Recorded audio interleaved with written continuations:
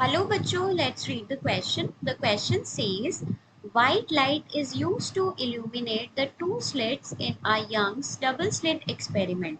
The separation between the slits is B and the screen is at a distance of D greater than B from the slits. At a point on the screen directly in front of one of the slits, certain wavelengths are missing. Some of these missing wavelengths are. So question में हमको given है कि हम एक experiment perform कर रहे हैं जिसका नाम है यंग्स डबल स्लिट एक्सपेरिमेंट। सो सबसे पहले यहाँ पर जो हमारे पास की कॉन्सेप्ट यूज होगा, सो की concept is Young's double slit experiment. उसके लिए सबसे पहले हमको डायग्राम ड्रॉ करना होगा। सो यहाँ पर हमारे पास ये है डायग्राम। यहाँ स्लिट S1 है और यहाँ स्लिट S2 है। इन दोनों स्लिट्स के बीच का जो सेपरेशन है वो हमको स्मॉल b गिवन है।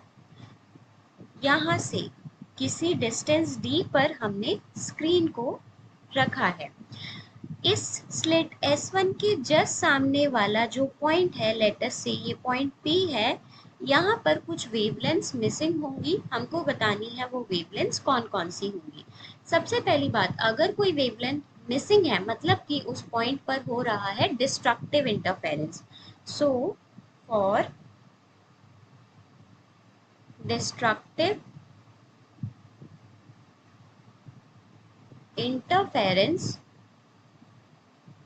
हमारे पास पाथ डिफरेंस की एक कंडीशन होती है, that is delta x which is path difference is equals to 2n-1 into lambda by 2।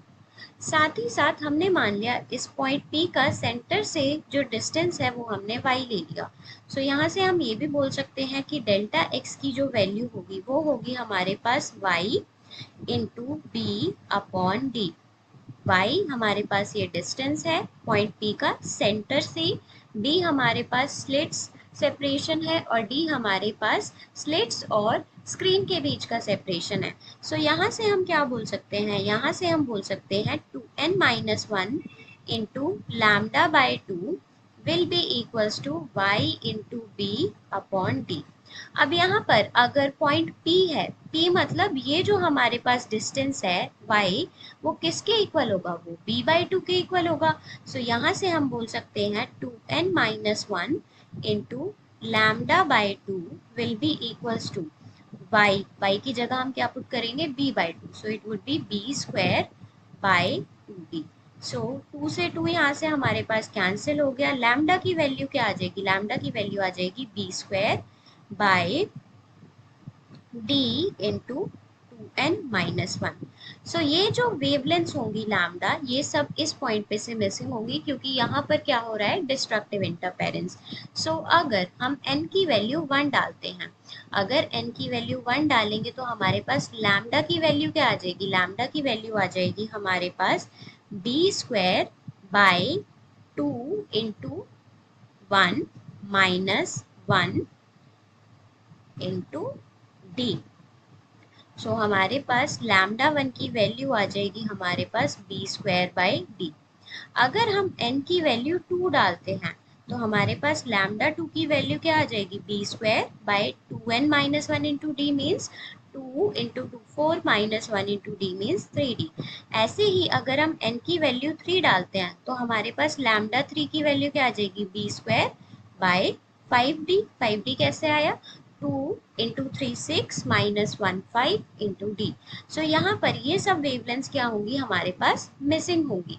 सो यहाँ पर हमारे पास मिसिंग वेवलेंथ्स कौन कौन सी हो जाएगी, b² बाई डी मतलब ए option and b² by 3d मतलब सी ऑप्शन। सो यहाँ पर हमारे पास जो करेक्ट ऑप्शन है वो है हमारे पास A option and C option. Hope you understood it well. Best of luck.